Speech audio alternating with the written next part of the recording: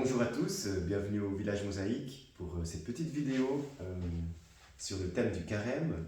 J'ai ici l'invité spécial, Marc Subilia, qui est pasteur, médecin devenu pasteur à l'Église réformée, auteur du livre Où vont tes pas aux éditions Ouverture et conférencier aussi. Il a fait une conférence à TED et puis aussi certains articles dans le 24 heures, le matin et le temps ont été issus pour son projet de l'association des calories pour la vie.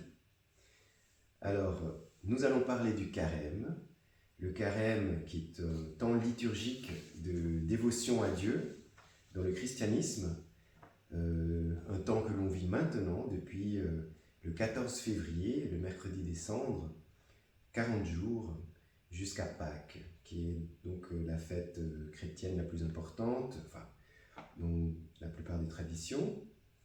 Et puis c'est un temps qui associe des jours de jeûne complets avec des jours d'abstinence, appelés aussi jours maigres. Donc, Marc, je voulais te poser la première question. Déjà, merci beaucoup d'être venu. Merci de m'avoir invité. Un grand bonjour à vous qui regardez ces images en ce moment. Et voilà, ta question. Ma question, c'était que représente le carême pour toi? Alors ce carême, un mot un peu mystérieux qui vient du chiffre 40 en latin, représente une très longue durée. On se réfère aux 40 années du peuple hébreu dans le désert, on se réfère aux 40 jours de Jésus dans le désert après son baptême. Et cette période qui précède Pâques est un temps de préparation où, d'une part, on peut se libérer, se décharger d'un certain nombre de choses qui nous pèsent dans la vie. On peut, pendant cette quarantaine de jours, faire l'expérience d'une vie plus simple et plus légère. Laisser derrière soi peut-être des habitudes qui nous tiennent crochets, laisser derrière soi peut-être des vieilles rancunes, des choses qui nous pèsent, pour nous ouvrir à autre chose. Et ce autre chose, c'est être plus vivant dans la vie du monde, plus attentif aussi aux frères et aux sœurs que Dieu nous donne, ceux qu'on connaît déjà, ceux qu'on va rencontrer dans cette période, et qui viennent enrichir notre vie à tous. Merci beaucoup. Donc on voit qu'il y a beaucoup de dimensions différentes dans le carême. Il y a la dimension justement de ce développement personnel, spirituel, qui touche à changer de comportement, à s'épurer, à nettoyer notre temple intérieur pour recevoir plus d'esprit de Dieu. Et puis aussi peut-être se défaire de certaines addictions, des choses dont on n'a plus besoin dans notre vie, ou passer au deuil. Donc on voit ici ce côté du développement personnel, le côté de la santé également, bien sûr, avec des moments où on peut laisser le foie travailler à sa fonction d'épuration, parce que le foie a une fonction bien sûr diurne de digestion et puis nocturne d'épuration, mais quand on jeûne, on augmente la capacité du corps à s'épurer des toxines. Et bien sûr, le côté de l'action sociale, dont Marc va élaborer un peu plus là-dessus. Le côté humanitaire, une action, le jeûne, c'est aussi une action pour l'autre, c'est une action pour le monde, pour l'écologie, pour la nature également. Donc, je te pose la question de comment est né ton projet, qui, j'ai l'impression, et c'est pour ça que je t'ai invité, relie toutes ces dimensions. Oui, bon, le projet est né d'une constatation qu'on peut tous faire, c'est-à-dire que principalement en Europe, en Amérique du Nord, les gens croulent sous les calories et que souvent ça pose des problèmes de santé, hypertension artérielle, accident cardiovasculaire, diabète 2, problèmes particuliers et j'en passe. Et les gens souffrent. Tandis qu'ailleurs, et particulièrement dans l'hémisphère sud, par manque de calories, les gens finissent par mourir dans des conditions atroces. Il y a souffrance d'un côté, il y a souffrance de l'autre. Ceux qui souffrent parce qu'ils absorbent beaucoup trop de calories, et c'est qu'ils meurent faute de calories. Et déjà quand je travaillais comme médecin, je me disais, mais est-ce qu'on ne pourrait pas tenter de rééquilibrer un peu les choses? Et ensuite, dans mon travail de pasteur, mon horizon s'est aussi élargi à ce qui se passait autour de nous et plus loin. Et j'ai été mis en route par une parole que sûrement beaucoup d'entre vous connaissent, une parole de Jésus, qui dit, c'est dans cette scène où toute une foule a suivi Jésus pour l'entendre, et puis vient le soir, le soleil va se coucher, il n'y a rien à manger tout autour. Les disciples s'inquiètent, et vont trouver le maître, qui certainement a réponse à tout, pour lui demander, mais que faire avec tous ces gens qui ont faim? Il n'y a juste là qu'un jeune garçon qui a mis à disposition 5 pains et 2 poissons, qu'on retrouve souvent représentés sur les tableaux. La réponse de Jésus, que je connaissais, mais un jour m'a percuté. Jésus dit à ses disciples, donnez-leur vous-même à manger. Et même dans un des évangiles, c'est renforcé. Vous leur donnez à manger vous-même. Donc ce n'est pas une invitation, ce n'est pas une suggestion, ce n'est pas une option, c'est impératif. Et ce qui se passe ensuite, eh bien, c'est qu'à un moment donné, tout le monde va se trouver rassasié, et bien au-delà encore. Il s'est passé quelque chose de tout à fait étonnant. C'est que Jésus a dit à ses disciples, maintenant vous les faites asseoir par groupe, de 50, de 100. On dit qu'il y avait 5000 personnes, on comptait les hommes, on rajoute les femmes, on rajoute les enfants, et les disciples, chose tout à fait remarquable, font ce que Jésus leur a dit de faire. Or, quand on fait, vous représentez un peu ces 7000, 8000 personnes assises en cette fin de journée, comme on s'assied pour un repas, et les disciples qui n'ont rien, à quoi ils s'exposent en faisant cela? Eh bien, je trouve que c'est extraordinaire de voir cette obéissance directe des disciples qui n'ont pas discutaillé, et la belle expérience qu'ils ont pu faire, c'est qu'à partir du petit peu qui est mis librement, qui est mis joyeusement à disposition du Seigneur, c'est le Seigneur lui-même qui rend possible de faire ce qu'il demande. Et de là est venue une proposition qui est archi simple. Je ne sais pas si oui, c'est le moment des calories pour la vie, voilà. C'est ça. Donc c'est une pratique que tu nous proposes pour ce temps de carême, qu'on peut tous faire de là où on est. Donc je te laisse nous présenter cette pratique. Elle est extrêmement simple.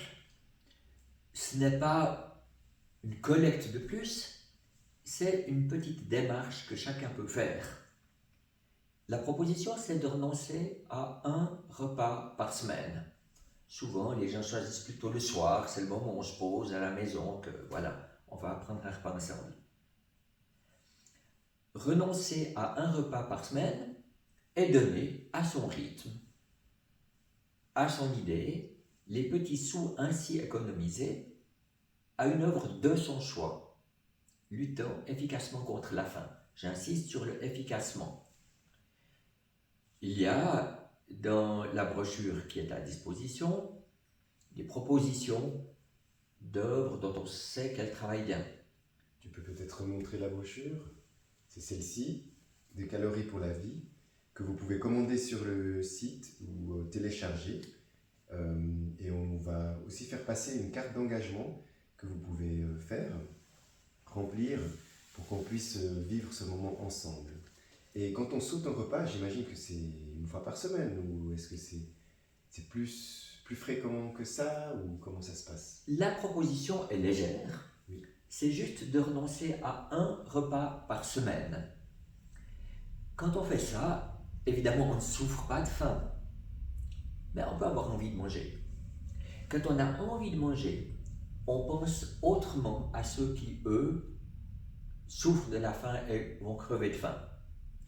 À titre personnel, quand je m'y suis mis, je me disais, le lendemain, je peux me rattraper en pillant le frigo si j'ai envie. Mais même pas, l'organisme était juste content d'avoir une petite pause.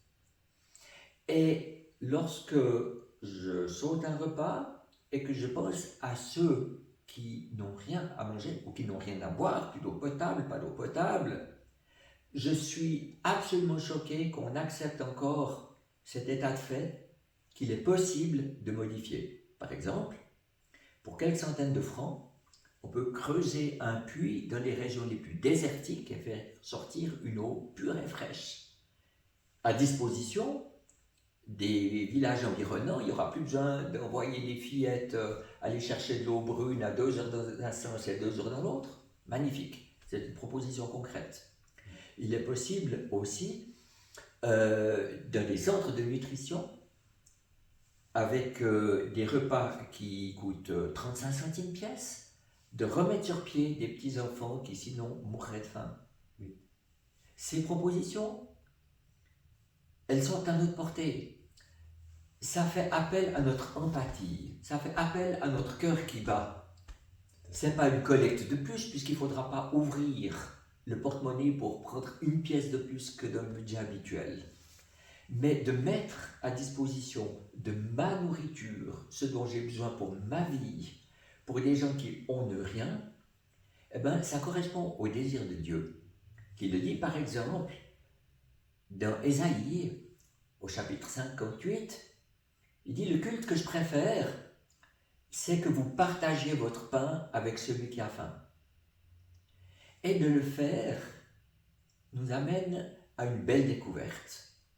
On se sent heureux de pouvoir créer de la vie autour de soi, de pouvoir sauver des petits aussi qui sinon mourraient.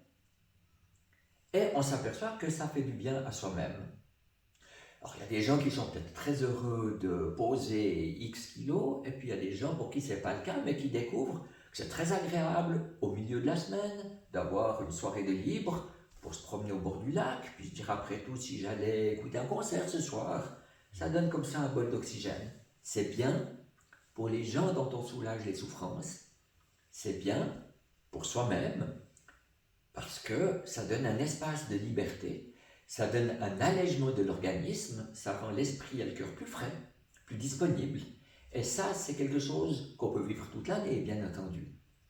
Mais le temps du carême, les fameux 40 jours, c'est un temps où on peut s'entendre peut-être avec quelqu'un de la famille, avec des voisins, des amis, la communauté, pour s'encourager, pour dire tiens, c'est tel soir, j'invente, le mardi soir ou le mercredi soir, à la mi-semaine, on s'y met ensemble, on sait que ce soir-là, on donne quelque chose de nous, que ça soulage les souffrances et qu'on en a une vive satisfaction intérieure. Ça, c'est la belle découverte. J'aime beaucoup ta façon de dire qu'on donne quelque chose et pas qu'on se prive de quelque chose. Donc, et j'ai beaucoup aimé cette pratique à proposer pour le village mosaïque et au-delà, bien sûr, parce qu'elle regroupe justement toutes les conséquences et les dimensions du jeûne.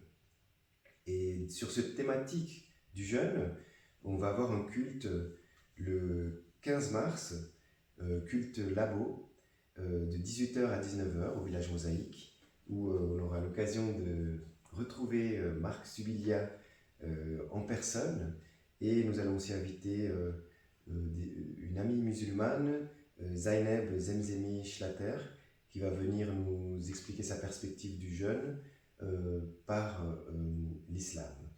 Et donc, pour un mot de la fin, j'aimerais dire que souvent on sent que Dieu c'est une espérance de l'homme, hein, mais en même temps l'homme et toutes les créatures, nous sommes l'espérance de Dieu. Et donc c'est à nous aussi de sentir le pouvoir de changement que nous pouvons acter dans ce monde, et par des pratiques comme cela, ça nous donne vraiment une possibilité très tangible à faire une différence et à faire un miracle, parce que ce sont tous des petits miracles qui génèrent des plus grands. Est-ce que tu as un mot de la fin que tu aimerais? Alors j'approuve tout ce que tu as dit. Peut-être que si vous avez cette curiosité-là, allez sur le site www. Et ensuite en un seul mot, descaloriespourlavie.ch. Et vous y trouverez ce qui est apparu dans les médias, vous trouverez des témoignages, vous trouverez toutes sortes de choses et vous pourrez aussi y glisser vos questions, vos suggestions. Elles sont fort bienvenues. Merci beaucoup. À bientôt. Merci beaucoup.